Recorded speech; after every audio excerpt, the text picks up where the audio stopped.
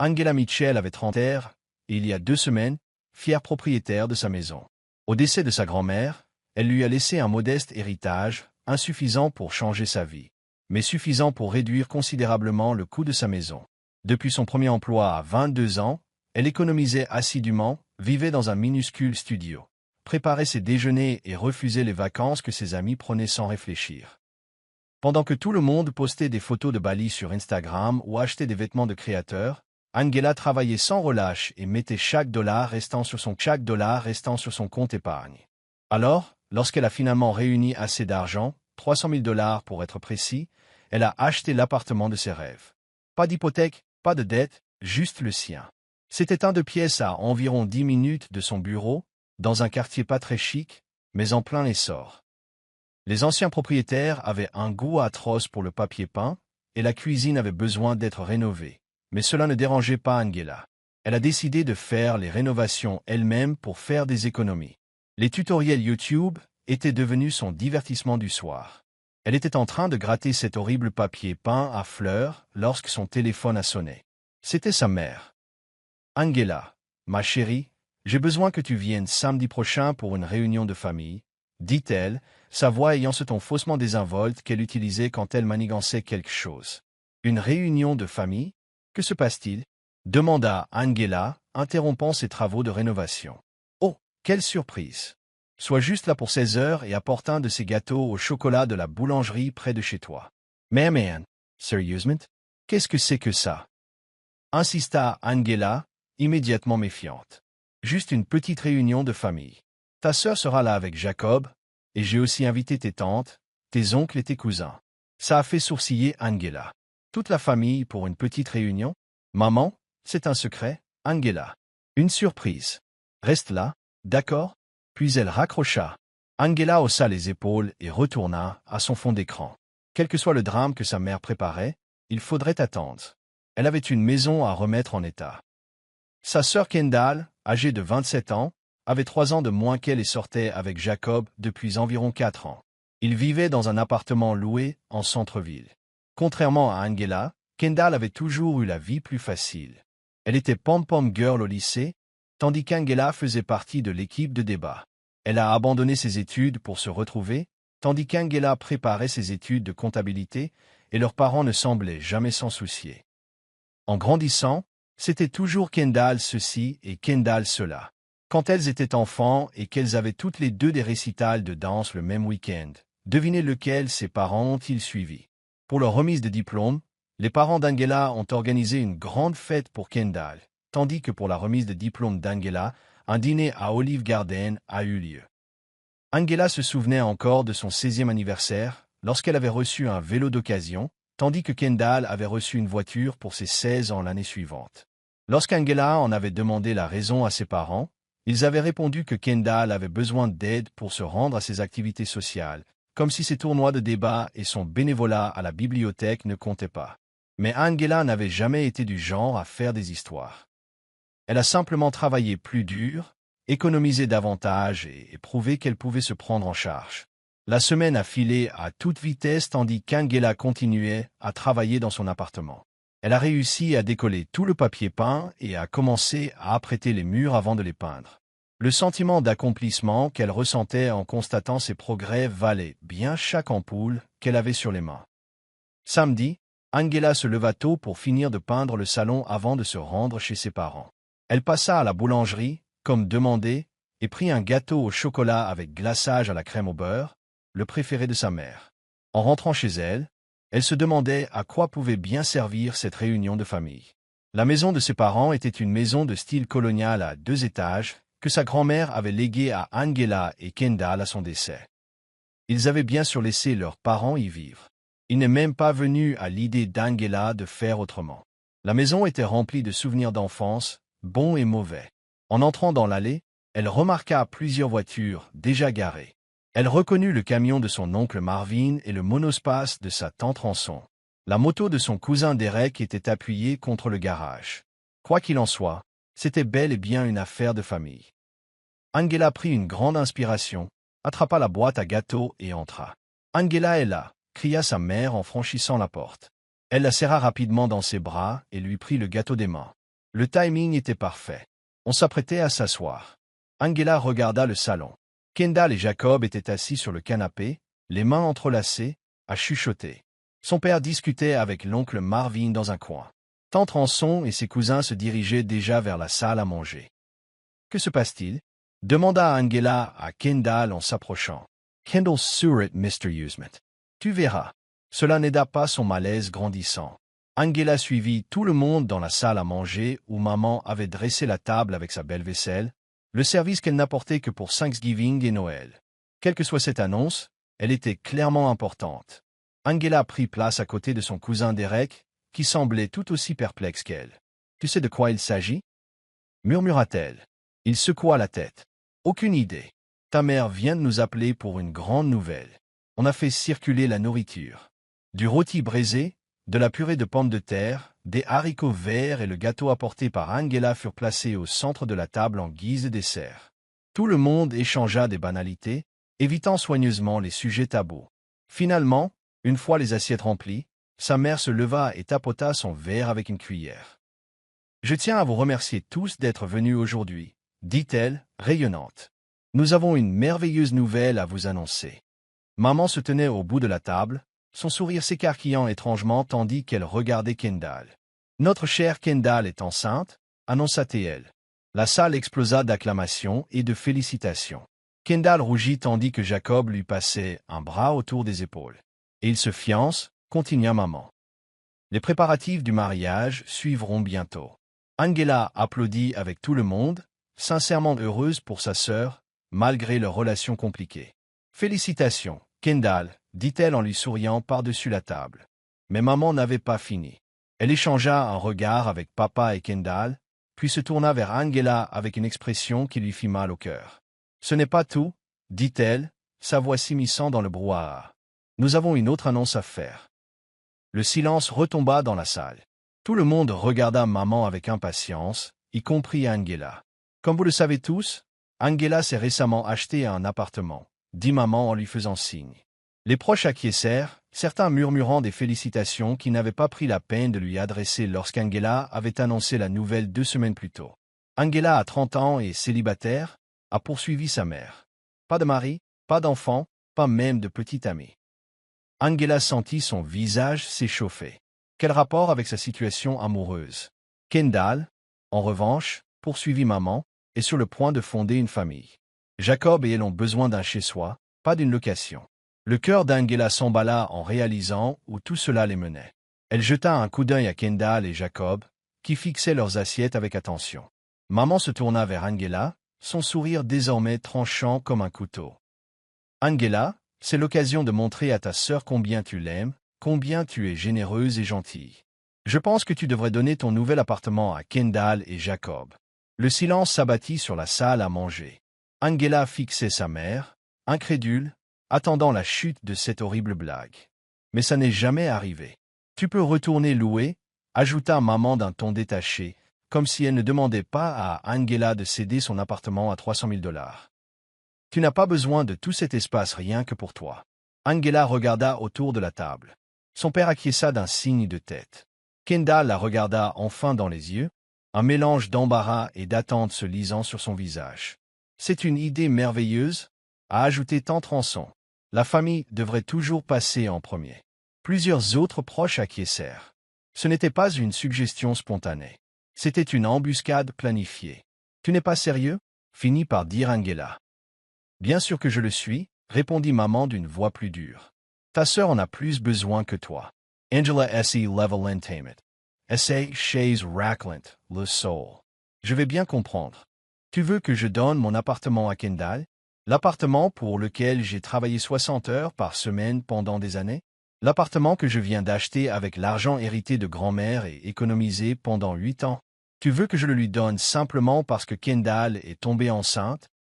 Angela, intervint papa, d'un ton qui la mettait en garde contre tout égoïsme. Ne sois pas égoïste. Égoïste? Rit Angela, d'un rire creux, même à ses propres oreilles. J'ai travaillé dur pour cet appartement. Jusqu'au dernier centime. Personne ne m'a aidé. Mais Kendall a besoin, commença maman. Non, interrompit Angela. Absolument pas. Je ne donnerai pas mon appartement à Kendall. Il est à moi. Je l'ai mérité. Kendall fondit en larmes, la main appuyée contre son ventre encore plat. Jacob fusilla Angela du regard comme si elle venait de frapper un chiot. « Comment peux-tu être aussi cruel ?»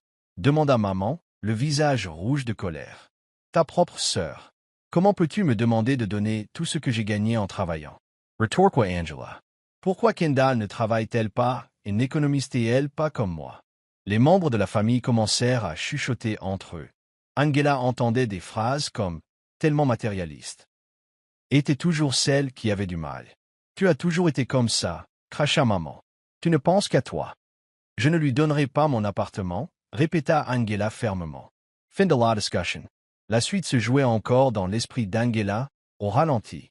Maman attrapa le gâteau au chocolat qu'Angela avait apporté, celui qui était resté intact au centre de la table, et le lui lança avec une force surprenante. Il frappa Angela en plein visage, de la crème et du chocolat éclaboussant ses joues et dégoulinant de son cou sur son chemisier. Le silence retomba dans la pièce. Angela essuya lentement le glaçage de ses yeux, laissant tomber des morceaux de gâteau par terre. Papa et Kendall n'avaient pas l'air choqués ou horrifiés. Au contraire, ils semblaient ravis, comme si Angela avait enfin eu ce qu'elle méritait. Sans un mot, Angela prit son sac et ses clés et sortit, le gâteau encore maculé sur ses vêtements et ses cheveux. Derrière elle, elle entendit les cris commencer. « Égoïste !» C'était la voix de maman. « On devrait te renier ?» lui cria papa. « Comment as-tu pu me faire ça ?»« Commit Kendall !» Angela monta dans sa voiture, les mains tremblantes au point de pouvoir à peine tourner la clé. Elle réussit tant bien que mal à rentrer chez elle, le glaçage au chocolat séchant sur sa peau. Elle s'effondra sur son canapé, le vieux canapé d'occasion qu'elle avait trouvé chez elle, et essaya de comprendre ce qui venait de se passer. Son téléphone se mit à vibrer presque aussitôt. Les SMS et les appels de ses parents et de Kendall affluèrent. « Tu es ridicule. Donne-lui simplement l'appartement. Je n'arrive pas à croire à quel point tu es égoïste. Après tout ce qu'on a fait pour toi, ta sœur enceinte a besoin d'un foyer. » Angela a éteint son téléphone et l'a jeté. Qu'avait-il fait pour elle? Toute sa vie, elle avait été la deuxième meilleure après Kendall. Quand elles étaient enfants et qu'elles avaient toutes les deux besoin de vêtements neufs pour l'école, Kendall achetait les marques tandis qu'Angela prenait les soldes. Lorsqu'elles ont toutes deux postulé pour des colonies de vacances, ses parents ont trouvé l'argent pour le camp d'art de Kendall. Mais on dit à Angela que le camp de débat qu'elle souhaitait était trop cher. Pour les 16 ans de Kendall, ils lui ont organisé une grande fête avec un DJ professionnel. Pour celui d'Angela, sa mère a préparé un gâteau et invité 2 membres de sa famille. Et maintenant, il s'attendait à ce qu'elle donne son appartement à Kendall, la seule chose qu'elle ait accomplie toute seule. Angela repensa à la maison où il se trouvait 1 heure plus tôt, celle de sa grand-mère. Celle qu'elle avait léguée à Kendall et Angela à parts égales dans son testament. Par gentillesse, ils avaient laissé leurs parents y vivre, sans rien demander en retour. Angela était copropriétaire de cette maison, tout comme Kendall. Et soudain, elle sut exactement ce qu'elle devait faire. Le lendemain matin, Angela se réveilla avec un plan. Elle fouilla son classeur jusqu'à trouver le dossier intitulé « Le testament de grand-mère ». À l'intérieur se trouvait le document qui confirmait ce qu'elle savait déjà. Kendall et elle possédaient chacune 50% de la maison de leurs parents. Ils y vivaient de leur plein gré, et non en vertu d'un droit légal. Angela s'apprêtait à appeler un avocat lorsque son téléphone a sonné. C'était une notification de Facebook. Sa mère l'avait identifiée dans une publication. Avec un sentiment d'effroi grandissant, Angela a ouvert l'application et a failli laisser tomber son téléphone en voyant ce que sa mère avait écrit. Cela me brise le cœur de partager cela, mais parfois, la famille nous déçoit de la pire des manières. Hier, ma fille Angela a refusé d'aider sa sœur enceinte Kendall au moment où elle en avait le plus besoin. Malgré ses moyens, Angela a préféré l'égoïsme à la famille. En tant que mère, je n'ai jamais été aussi bouleversé. Priez pour qu'Angela trouve de la compassion. La publication a suscité des dizaines de commentaires, principalement de la part de proches et d'amis de la famille. J'étais là. Angela s'est montrée terriblement cruelle envers la pauvre Kendall. Certaines personnes ne comprennent tout simplement pas ce que signifie la famille. Garder un appartement pour elle seule alors que sa sœur est enceinte, c'est honteux. Personne n'a mentionné que sa mère avait jeté un gâteau au visage d'Angela. Personne ne lui a demandé pourquoi elle devait abandonner l'appartement pour lequel elle avait tant travaillé. Angela parcourait les commentaires, chacun comme un couteau dans la poitrine. Sa mère aimait et répondait activement aux plus virulents. Elle orchestrait une campagne de désapprobation publique contre Angela. C'est à ce moment-là que quelque chose s'est brisé en elle. Le dernier fil de loyauté familiale s'est rompu.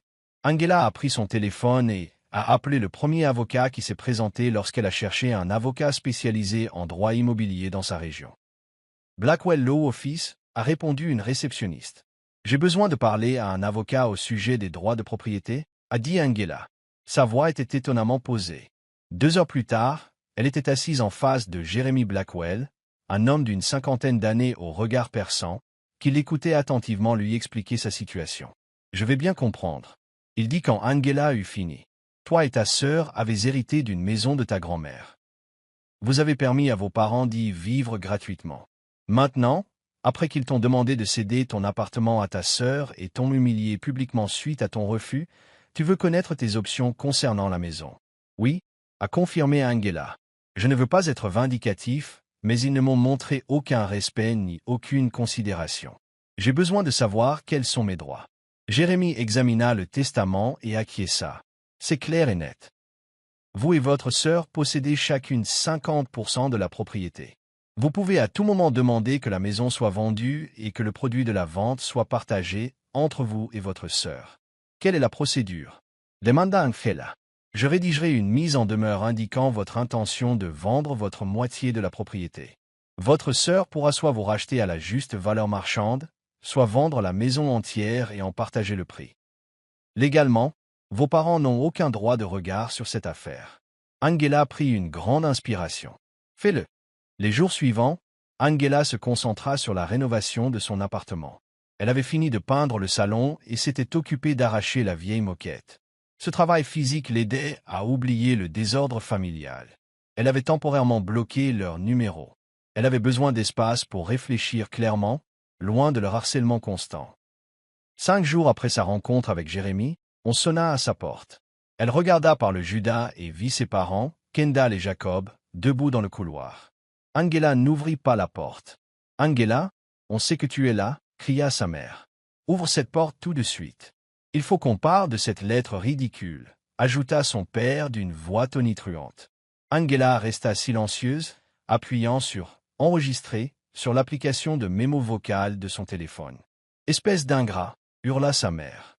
« Après tout ce qu'on a fait pour toi, tu essaies de faire de ta sœur enceinte une sans-abri » s'écria Kendall. « C'est bas, même pour toi » ajouta Jacob. Angela a enregistré chaque mot, chaque menace, chaque insulte qu'ils ont lancée à sa porte pendant près de 15 minutes avant qu'ils ne finissent par abandonner et partir. Le lendemain, elle a envoyé l'enregistrement à Jérémie, qui l'a immédiatement rappelé. « C'est du harcèlement » a-t-il déclaré fermement.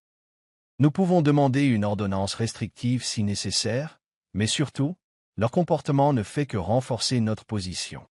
Ils ont clairement manifesté leur hostilité à votre égard. Une semaine plus tard, Jérémie a appelé pour vous annoncer la nouvelle. L'avocat de vos parents a pris contact avec vous. Ils veulent une médiation. La médiation était prévue pour le lundi suivant au bureau de Jérémie. Angela est arrivée tôt, vêtue de sa tenue la plus professionnelle. Un tailleur-pantalon bleu marine qu'elle réservait habituellement aux réunions avec ses clients importants. Jérémie l'accueillit avec un sourire confiant. « Souviens-toi, tu as parfaitement le droit de faire ça. Ne te laisse pas culpabiliser. » Ses parents, Kendall et Jacob, arrivèrent avec leur avocat. Sa mère la fusilla du regard avec un mépris flagrant. « Traîtresse » siffla-t-elle en passant devant Angela. L'avocat a pris la parole en premier, exposant les faits. L'avocat de ses parents a soutenu que la vente de la maison causerait des difficultés excessives à sa famille. Jérémie a répliqué en présentant les enregistrements de harcèlement et les publications sur les réseaux sociaux comme preuve du traitement réservé à Angela. Après près de 2 heures d'échange, les avocats se sont entretenus en privé avec ANT de revenir à la maison serait vendue et le produit de la vente divisé équitablement entre Kendall et Angela, conformément au testament de leur grand-mère. Sa mère a fondu en larmes en apprenant cela. « S'il te plaît, Angela, sanglota-t-elle, changeant soudain de tactique. On est ta famille. Comment peux-tu nous faire ça? Je suis désolé pour le gâteau. Je perdis mon sang-froid. » Angela regarda son visage baigné de larmes, se souvenant de toutes les fois où elle avait pardonné à sa mère le traitement qu'elle lui avait infligé, de toutes les fois où elle avait accepté d'être la seconde pour Kendall. Elle repensa à l'humiliation publique orchestrée par sa mère, au harcèlement à sa porte, aux exigences qu'elle avait pour abandonner tout ce pour quoi elle avait travaillé. La maison sera vendue, dit doucement Angela. C'est définitif. Jérémie hocha la tête et commença à rédiger l'accord de transaction. Pendant qu'ils attendaient, Angela sentait la haine de sa famille irradier vers elle. Elle s'en fichait désormais. Pour la première fois de sa vie, elle pouvait se défendre. 2 mois se sont écoulés dans un tourbillon de formalités administratives et de visites immobilières. La maison s'est vendue plus vite que prévu. Le marché était dynamique et la propriété se trouvait dans un quartier recherché. Après déduction des frais de clôture et des honoraires, Kendall et Angela ont chacune reçu un peu plus de 175 000 $. Angela n'a jamais parlé directement à sa famille pendant cette période. Toutes les communications ont été transmises par leurs avocats. Elle apprit par Jérémie que ses parents étaient furieux, mais finalement incapables d'empêcher la vente. Ils vivaient depuis des années dans une propriété qui ne leur appartenait pas, ne contribuant qu'à l'entretien de base. Que vont-ils faire maintenant? Demanda Angela à Jérémie lors de leur dernière rencontre. Ta sœur a décidé d'utiliser sa part comme un compte pour une nouvelle maison, a-t-il expliqué. Tes parents emménageront chez elle et Jacob. Ils ont contracté un prêt hypothécaire pour le reste. Angela hocha la tête, ressentant un étrange mélange d'émotions.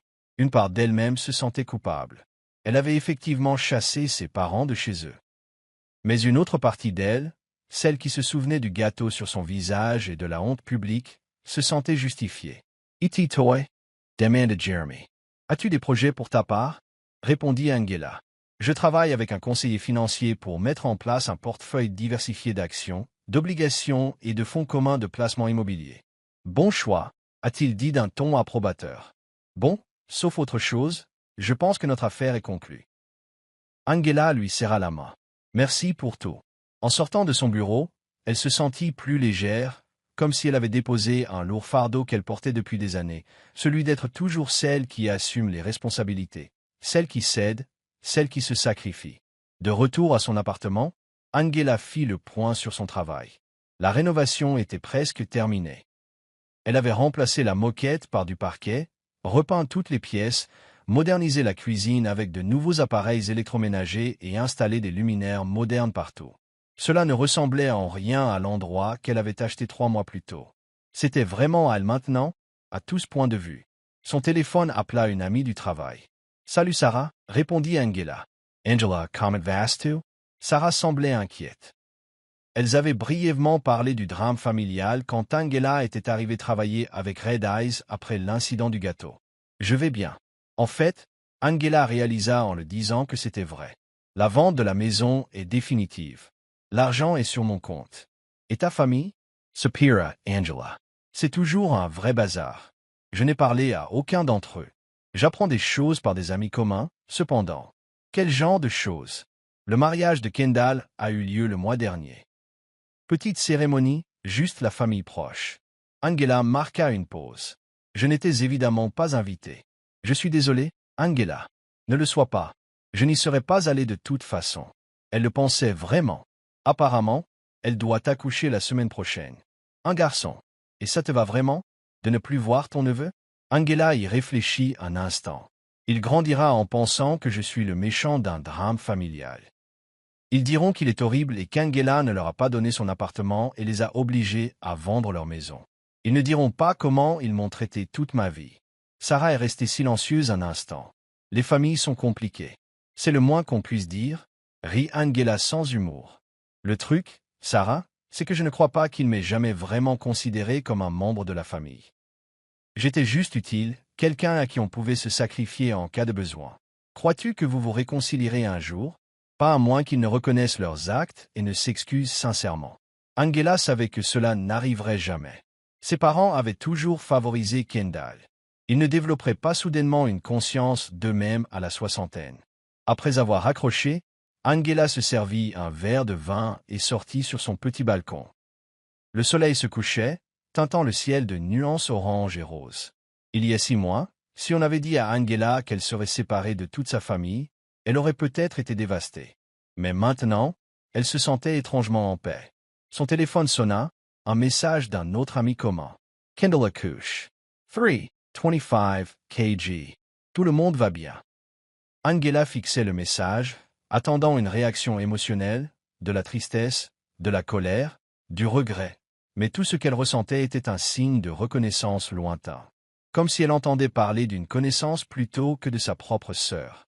Elle savait qu'ils vivaient tous ensemble maintenant, Kendall, Jacob, le bébé et ses parents, dans la maison qu'ils avaient achetée avec la part de Kendall et un prêt hypothécaire sur 30 ans. Ils paieraient pour cela jusqu'à leur retraite. Mais Angela ne parvenait pas à les plaindre. Ils lui avaient clairement montré où elle se situait à leurs yeux. Non pas comme une fille, une sœur ou une tante, mais comme une ressource à exploiter, une bourse. Comme Angela l'avait pensé ce jour-là, le gâteau dégoulinant sur son visage, son appartement était silencieux lorsqu'elle y retourna. Certains pourraient le qualifier de solitaire, mais elle le trouvait paisible. Les murs qu'elle avait peints elle-même, les sols qu'elle avait posés de ses propres mains, chaque centimètre carré de cet endroit représentait son indépendance, son refus d'être utilisé. Sur son étagère se trouvait une petite boîte contenant les seules photos de famille qu'elle avait conservées, des photos de sa grand-mère et d'elle-même. Sa grand-mère avait toujours traité Kendall et Angela sur un pied d'égalité.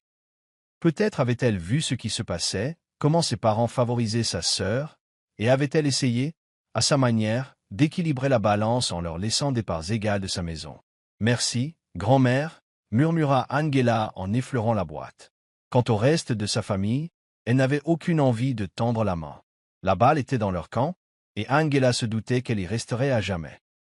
Elle en avait assez de faire des sacrifices pour des gens qui ne feraient pas la même chose pour elle. Elle avait toujours pensé que la famille était synonyme d'amour et de soutien inconditionnel. Maintenant, elle comprenait qu'une vraie famille, qu'elle soit liée par le sang ou non, ne vous demanderait jamais de vous immoler par le feu pour la réchauffer. Il ne vous jetterait jamais de gâteau au visage si vous refusiez de brûler. Le téléphone d'Angela restait silencieux. Aucun appel de sa mère implorant son pardon. Aucun message de son père reconnaissant son favoritisme. Aucun message de Kendall la remerciant pour les années qu'Angela avait passées dans son ombre, sans jamais se plaindre. Et c'était très bien ainsi. Elle avait son appartement, ses investissements, sa carrière et des amis qui se souciaient vraiment d'elle. Elle avait une vie qu'elle avait construite elle-même, brique par brique, dollar par dollar.